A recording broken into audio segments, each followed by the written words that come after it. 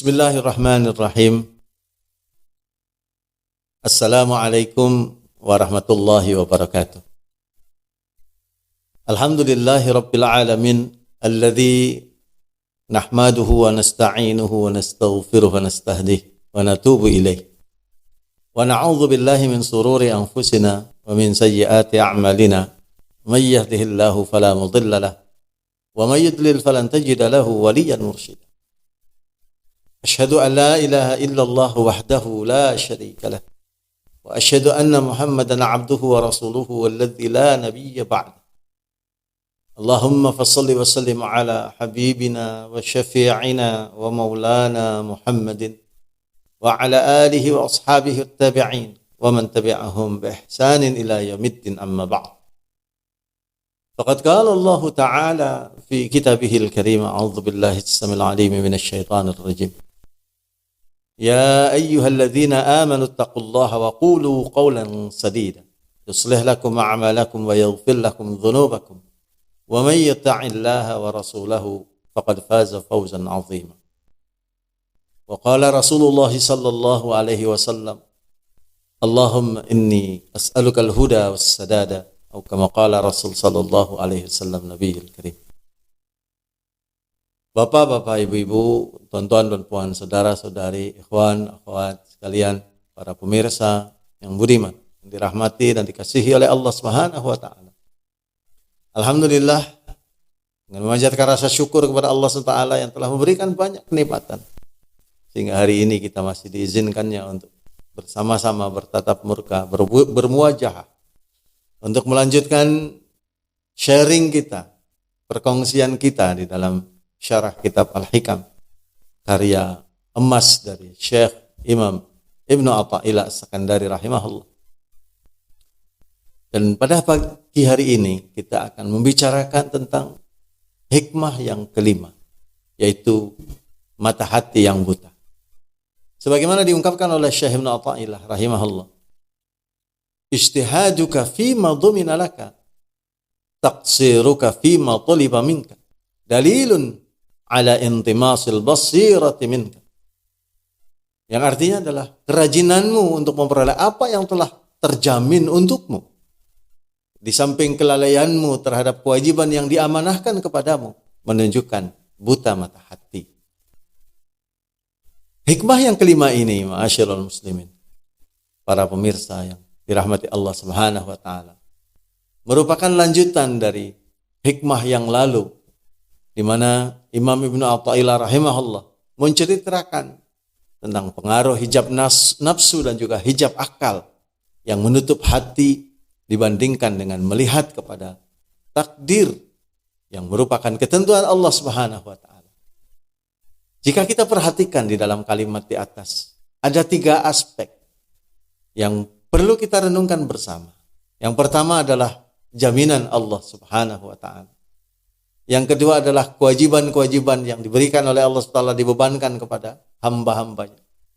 Dan yang ketiga adalah mata hati yang mengenal kepada jaminan Allah SWT serta kewajiban hamba tersebut. Penyikapan rahasia mata hati adalah penting untuk memahami kalam hikmah di atas. Mata hati ialah mata bagi hati, atau dapat juga disebut sebagai kemampuan mengenal yang dimiliki oleh hati. Kadang mata hati juga dipanggil sebagai mata batin. Istilah mata batin digunakan untuk membedakan istilah mata hati dengan mata yang lahiriah, yaitu mata yang dimiliki oleh diri secara zahir, secara lahir. Diri manusia secara lahiriah terbentuk dari daging, darah, tulang, sumsum, rambut, kulit, dan lain-lain yang kelihatan. Diri secara lahiriah ini mempunyai kemampuan untuk melihat, mendengar, mencium, merasa, menyentuh, dan lain-lainnya. Diri lahiriah memperoleh kehidupan dari perjalanan darah ke seluruh tubuhnya dan aliran nafas dalam bentuk uap atau gas yang keluar masuk melalui hidung dan mulut. Bapak, Ibu, hadirin, pemirsa yang budiman sekalian yang dirahmati Allah Subhanahu wa taala. Jika darahnya kemudian dikeringkan atau dibekukan, atau juga jika aliran uap yang keluar masuk dari hidung itu dihalangi, maka diri lahiriah akan mengalami satu keadaan di mana seluruh bagian tubuhnya berhenti berfungsi yang dinamakan dengan kematian. Diri lahiriah ini jika disusun, dapat dikatakan bahwa ia terdiri dari tubuh dan nyawa serta panca indera yang dapat mengenal sesuatu yang bersifat lahiriah. Pusat kendalinya adalah otak yang mengendalikan semua fungsi indera yang juga melahirkan daya pertimbangan atau disebut juga sebagai akal pikiran. Sedangkan diri batiniah mempunyai susunan yang sama seperti diri lahiriah, namun dalam keadaan yang berbeda. Mereka tidak terlihat sehingga dalam keadaan gaib. Ia juga memiliki tubuh yang dipanggil sebagai kolbu ataupun hati. Hati yang dimaksud bukan segumpal daging yang berada di dalam tubuh, namun ia merupakan hati rohani atau hati nurani di dalam bahasa kita. Ia bukan merupakan kejadian yang kasar. Sebab itu ia tidak dapat dipengaruhi oleh panca indera lahiriah. Ia termasuk di dalam persoalan gaib yang diistilahkan sebagai latifah rabbaniyah atau sesuatu yang menjadi rahasia ketuhanan. Apabila dalam keadaan hati itu suci dan bersih, maka ia dapat mendekati Allah Subhanahu wa taala. Ia juga yang menjadi tilikan bagi Tuhan. Hati nurani ini juga memiliki nyawa yang dibahasakan sebagai roh. Roh juga termasuk di dalam golongan latifah rabbaniyah, di mana ia adalah merupakan urusan Tuhan dan manusia hanya mempunyai sedikit pengetahuan mengenainya. Sebagaimana firman Allah Subhanahu wa taala di dalam surah Al-Isra ayat yang ke-85 ketika Allah Subhanahu wa taala berfirman, "Wa yas'alunaka 'anir ruh. Qulir ruhu min amri rabbi wa ma utitum minal ilmi illa qalil."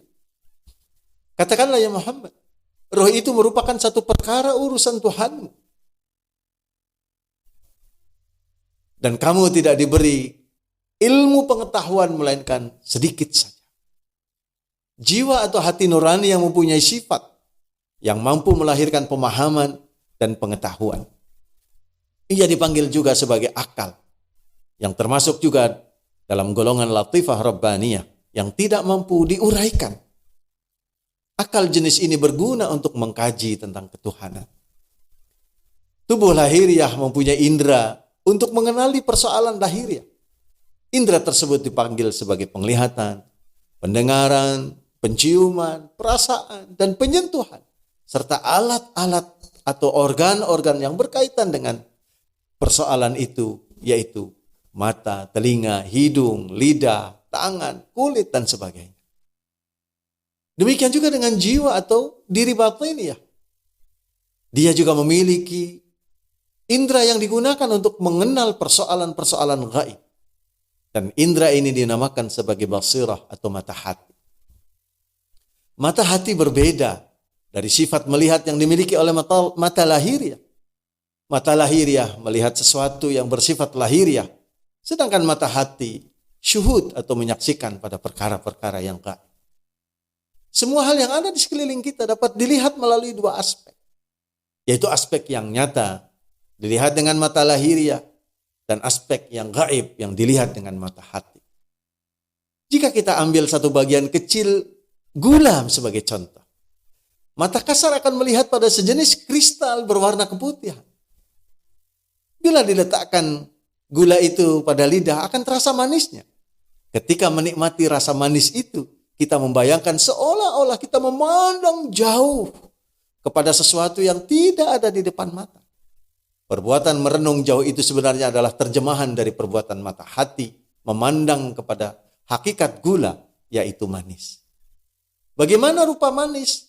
Tidak dapat diceritakan, tuan-tuan, perempuan, bapak, ibu, hadirin sekalian yang dirahmati Allah SWT. Tetapi mata hati yang melihat kepadanya mengenal bahwa gula adalah manis. Jika mata lahiriah melihat kepada sebuah pedang, maka mata hati akan melihat kepada tajamnya pedang itu. Jika mata lahiriah melihat kepada cabai atau lada, maka mata hati akan melihat kepada rasanya yang pedas. Jadi mata lahiriah mengenal dan membedakan rupa yang lahiriah, sedangkan mata hati mengenal dan membedakan hakikat yang ada pada batiniah. Mata hati hanya berfungsi sekedar mengenal manis, tajam, pedas, dan semisalnya. Masih dianggap sebagai mata hati yang buta. Mata hati yang dianggap melihat jika dia mampu melihat urusan ketuhanan di balik yang nyata, yang tidak nyata tersebut. Abu Hurairah radhiyallahu an meriwayatkan bahwa Rasulullah sallallahu alaihi wasallam bersabda, "Qad kana yakunu fil umam qablakum muhadditsuna fa in yakun fi ummati minhum ahadan fa in Umar bin Al-Khattab minhum." Bapak-bapak, ibu-ibu hadirin sekalian yang dirahmati Allah SWT. Baginda Rasulullah sallallahu alaihi wasallam bersabda bahwa sesungguhnya di antara umat-umat sebelum kalian terdapat sejumlah manusia yang mendapat ilham yang disebut sebagai muhadditsun. Apabila salah seorang dari umatku mendapatkannya, maka Umarlah salah seorang yang mendapatkannya itu. Sebagaimana diriwayatkan oleh Imam Muslim, Imam Bukhari, Imam Tirmidzi dan juga Imam Ahmad. Kemudian Umar bin Khattab radhiyallahu an menyampaikan,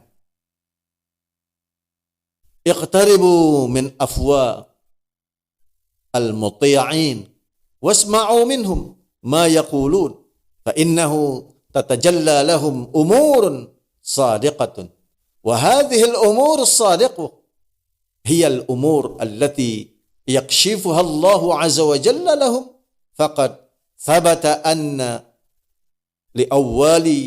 liawliya illahi mukhatabatin wa mukasyafatin."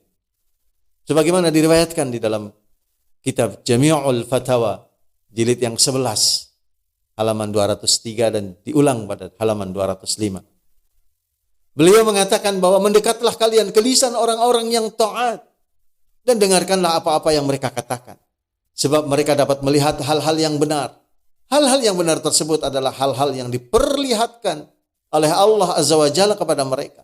Sesungguhnya tidak dapat diragukan lagi bahwa para wali Allah memperoleh ilham dan kasyaf. Tuan-tuan, Bapak Ibu, hadirin sekalian, pemirsa yang budiman. Kekuatan pancaran mata hati tergantung kepada hati itu sendiri. Semakin bersih dan suci hati, maka bertambah teranglah mata hati itu. Jika dia cukup terang, ia bukan saja mampu melihat kepada yang tersembunyi di balik rupa bentuk lahiriah yang ada di sekeliling kita. Bahkan dia mampu melihat atau syuhud pada sesuatu yang di luar daripada aspek-aspek yang duniawi. Sebagaimana yang diungkapkan oleh Utsman bin Affan radhiyallahu an, yang berkata ketika seseorang menemuinya, lantas beliau berkata kepada orang tersebut, "Yadkhulu alayya ahadukum waz-zina fi 'ainaihi." Faqala, "Uhiya ba'da Rasulillah." Faqala, "La, walakin firashatun sadiqatun."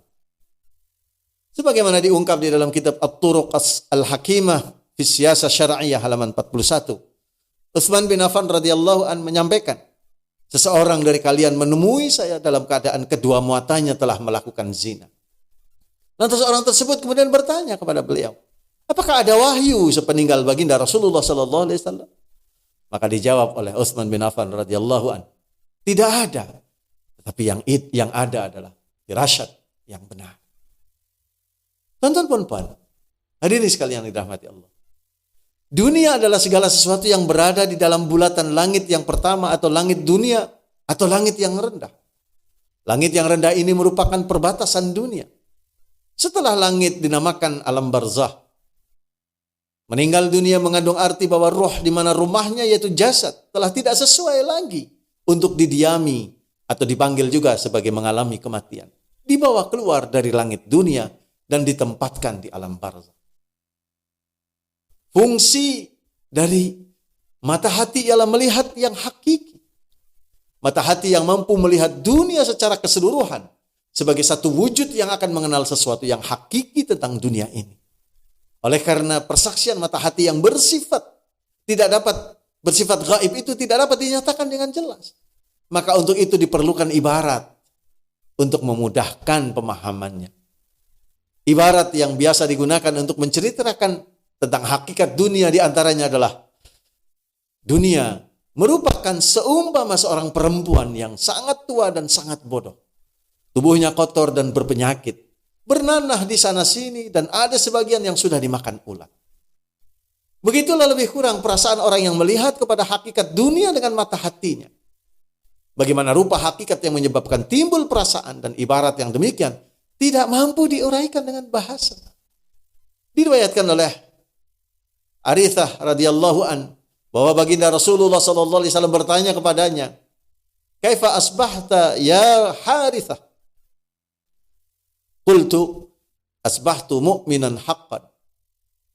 Qala, "Unzur ma taqul, inna likulli haqqin haqiqatan, fama haqiqatun imanika?" Qultu, "Azafat nafsi 'anid dunya, wa ka'anni anzuru ila 'arsy rabbi barizan, wa ka'anni anzuru ila ahli al-jannati yatazawarun fiha, wa ka'anni anzuru ila ahli an-nar yatadaghuna fiha." Qala, "Ya Harithah, arafta falzam." Sebagaimana diriwayatkan oleh Al-Baihaqi di dalam kitabnya Syu'abul Iman, Al-Bazar, Ibnu Abi Syaibah, At-Tabrani di dalam Al-Kabir, kemudian juga di dalam kitab Majma'uz Zawaid, jilid 1 halaman 57, hadis yang ke-52, yang artinya Rasulullah SAW bertanya kepada Harithah radhiyallahu an, "Bagaimana kabarmu pagi ini wahai Harithah?" Maka aku menjawab, "Pagi ini keadaan keimananku berada dalam keadaan puncak." Maka kemudian baginda bersabda, "Perhatikan apa yang kamu ucapkan itu ya Harithah, karena setiap sesuatu mempunyai bukti. Lantas apa bukti ucapan tentang keimananmu itu?" Kemudian aku menjawab, "Aku menjauhkan jiwaku dari terikat dengan dunia. Dan seolah-olah aku melihat singgasana Tuhanku telah berdiri kokoh. Dan seolah-olah aku melihat penghuni surga saling kunjung mengunjungi. Dan seolah-olah aku melihat penghuni neraka tinggal di dalamnya." Maka baginda bersabda, "Wahai Harithah, benar engkau telah mengetahuinya, maka berpegang teguhlah kepadanya." Mata hati yang lebih kuat mampu menyaksikan alam barzah dan mengenal satu lagi hakikat yang dinamakan keabadian, yaitu sifat hari akhirat. Kematian membinasakan jasad dan kiamat membinasakan alam seluruhnya, tetapi tidak membinasakan roh, di mana tergantung kitab amal perbuatan masing-masing daripada kita. Ahli maksiat tidak mampu diselamatkan oleh kematian dan kiamat. Ahli taat yang tidak mendapat ganjaran yang setimpal ketika berada di dunia, tidak binasa ketaatannya oleh kematian dan kiamat. Tanggung jawab seorang hamba akan terus dipikulnya melewati kematian, alam barzah, kiamat, padang mahsyar, dan selanjutnya menghadapi hari pembalasan. Tanggung jawab itu gugur setelah hakim yang maha bijaksana dan maha adil, yaitu Allah Subhanahu wa taala yang maha mengetahui serta maha perkasa menjatuhkan hukuman. Inilah hakikat yang ditemukan oleh mata hati yang mengalami alam barzah, bukan melihat ruh orang mati yang berada terbujur kaku berada di dalam kubur. Mata hati berfungsi mengenal persoalan yang gaib. Ma'rifat atau pengenalan kepada keabadian atau hari akhirat akan melahirkan kesungguhan di dalam menjalankan amanat Allah SWT, yaitu mengerjakan perintah-perintahnya dan menjauhi larangan-larangannya. Amanat itu akan terus dibawa oleh para hamba untuk diserahkan kembali kepada Allah Subhanahu wa taala yang meletakkan amanat tersebut kepada mereka. Ma'rifat mata hati yang demikian melahirkan sifat takwa dan kemudian melaksanakan amal-amal yang saleh. Ketika takwa dan amal soleh sudah menjadi sifat seorang hamba, maka masuklah hamba itu ke dalam jaminan Allah Subhanahu wa taala. Sebagaimana firman-Nya di dalam surah Al-Ghafir ayat 13. Allah Subhanahu wa taala berfirman, "A'udzu billahi minasyaitonir rajim. Huwallazi yuriikum ayatihi wa yunazzilu lakum minas samaa'i rizqan wa ma yatadzakkaru illa man yunib." Yang artinya, dialah Tuhan yang memperlihatkan kepada manusia tanda-tanda keesaannya dan kekuasaannya untuk menghidupkan rohani kamu, dan yang menurunkan untuk jasad kamu sebab-sebab rizki daripada langit. Dan tiadalah yang ingat serta mengambil pelajaran dari yang demikian itu, melainkan orang-orang yang kembali kepada Allah Subhanahu wa taala. Abu Qatadah menyampaikan bahwa Rasulullah sallallahu alaihi wasallam bersabda di dalam hadis qudsi bahwa Allah Subhanahu wa taala berfirman, "Inni faradtu ala ummatika 5 salawatin wa ahidtu 'indi ahdan annahu man jaa yahafizu 'alaihinna liwaqtihinna adkhaltuhul jannata wa man lam yuhafizu 'alaihinna fala 'ahda lahu 'indi. Sesungguhnya aku telah mewajibkan salat 5 waktu kepada umatku, dan aku telah berjanji kepada diriku bahwa barang siapa yang menjaga salat pada waktunya, niscaya akan aku masukkan ke dalam surga dengan jaminanku. Dan barang siapa yang tidak menjaga salatnya, maka aku tidak akan memberi jaminan lagi kepadanya. Sebagaimana diriwayatkan oleh Imam Abu Daud dan juga Ibnu Majah. Di dalam riwayat lain Rasulullah sallallahu alaihi wasallam bersabda, "Man shalla salat as-subhi fahuwa fi dhimmatillah, fala yatlubannakumullahu min dhimmatihi bi syai'in, fa innahu may yatlubhu min dhimmatihi bi syai'in yudrikhu, thumma yakubbahu 'ala wajhihi fi nari jahannam." Sebagaimana diriwayatkan di dalam riwayat Imam Muslim dan juga Ibnu Majah dan At-Tirmidzi, baginda Rasulullah sallallahu alaihi wasallam bersabda yang maksudnya, barang siapa yang salat subuh maka dia berada di dalam jaminan Allah Subhanahu wa taala. Oleh karena itu jangan sampai Allah menuntut sesuatu kepada kalian dari jaminannya. Karena sesiapa yang Allah menuntutnya dengan sesuatu dari jaminannya, maka Allah pasti akan menemukannya dan akan menelungkupkannya di atas wajahnya dalam neraka Jahannam. Na'udzubillah min dzalik. Allahumma inna nas'aluka al-firdausa a'lal jannah ya rabbal alamin wa na'udzubika minan nar. Allah Subhanahu wa taala sebagai Tuhan ataupun majikan, sesekali tidak akan mengabaikan tanggung jawabnya untuk memberikan rizki dan limpahan karunia-Nya kepada hambanya. Sedangkan hamba berkewajiban untuk taat kepada Tuhan mereka. Rizki yang telah dijamin oleh Allah SWT dan jalan untuk mendapatkan rizki tersebut, seorang hamba hanya perlu berbuat sesuai dengan makomnya. Jika dia adalah seorang ahli asbab, tonton puan-puan sekalian yang dirahmati Allah Subhanahu wa taala, maka bekerjalah ke arah rezekinya. Dan jangan iri hati terhadap rizki yang dikaruniakan Allah SWT kepada orang lain. Jika dia ahli tajrid, maka bertawakallah, berserah diri kepada Allah SWT, dan jangan gusar jika terjadi kelewatan atau kekurangan di dalam urusan rizki. Walau dalam makom manapun seorang hamba, dia mesti melakukan kewajiban, yaitu bersungguh-sungguh untuk taat kepada Allah SWT dengan mengerjakan perintahnya dan meninggalkan larangan-larangannya. Hamba yang terbuka mata hatinya akan percaya dengan seyakin-yakinnya terhadap jaminan Allah SWT, sehingga ia tidak mengabaikan kewajibannya. Hamba ini akan berusaha melipat gandakan kesungguhan dan kerajinannya untuk bertakwa dan beramal saleh tanpa mencurigai jaminan Allah Subhanahu wa taala tentang rizkinya. Sebagaimana di dalam surah Thaha ayat 132, Allah SWT berfirman, "A'udzubillahi minasyaitonir rajim. La yas'aluka rizqa nahnu narzuq wal 'aqibatu lil muttaqin." Kami tidak meminta rizki kepadamu. Kamilah yang memberi rizki kepadamu itu. Dan akibat yang baik itu adalah bagi mereka orang-orang yang bertakwa. Tuan-tuan, Bapak, Ibu, hadirin sekalian, pemirsa yang budiman, dirahmati dan dikasihi oleh Allah SWT. Rasulullah SAW dalam sebuah sabda yang panjang menyampaikan, diriwayatkan oleh Imam Bukhari dan juga Imam Ahmad.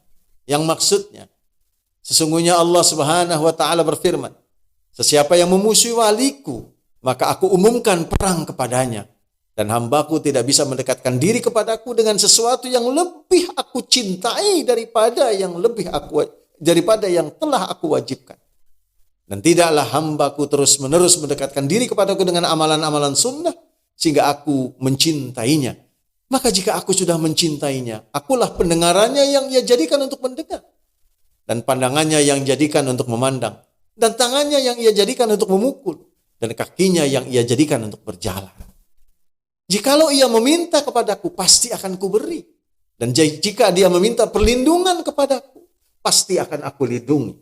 Dan aku tidak ragu untuk melakukan sesuatu yang aku sendiri menjadi pelakunya, sebagaimana keraguanku untuk mencabut nyawa seorang mukmin yang khawatir terhadap kematian itu, dan aku sendiri khawatir ia merasakan kepedihan daripada sakitnya." Bapak Ibu hadirin sekalian yang dirahmati Allah SWT.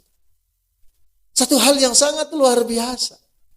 Jika ketika seseorang mengenal dirinya dalam makom manapun, ketika pengenalan itu sampai kepada tingkat ma'rifat, maka justru semakin dia tinggi makomnya, semakin dia rajin di dalam beribadah kepada Allah.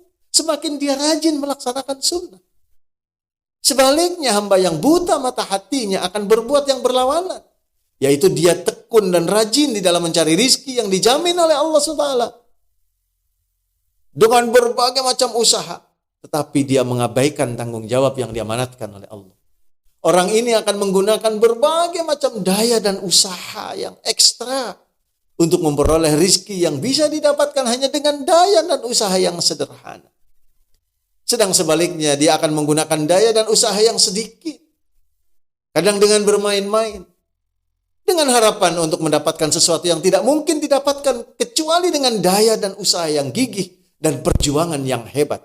Yaitu mendapatkan pahala-pahala amal saleh ataupun surganya Allah Subhanahu wa ta'ala. Mata hati melihat kepada yang hak dalam kegaiban. Nafsu hanya berminat dengan kebendaan yang nyata yang menutupi hak itu. Dan akal kemudian berusaha mencarikan hujah untuk menguatkan keraguan yang tumbuh pada nafsu. Persoalan yang gaib disaksikan dengan keyakinan. Jika nafsu dan akal bersepakat mengadakan keraguan, maka kebenaran yang gaib itu akan terhijab. Orang yang mencari kebenaran tetapi gagal menundukkan nafsu dan akalnya, ia akan berputar pusing di tempat yang sama. Keyakinan dan keraguan senantiasa berperang di dalam jiwa. Rasulullah Sallallahu Alaihi Wasallam bersabda sebagaimana diriwayatkan oleh Imam Bukhari. Yuja'u birajulin fayadrahu finnar fayadhanu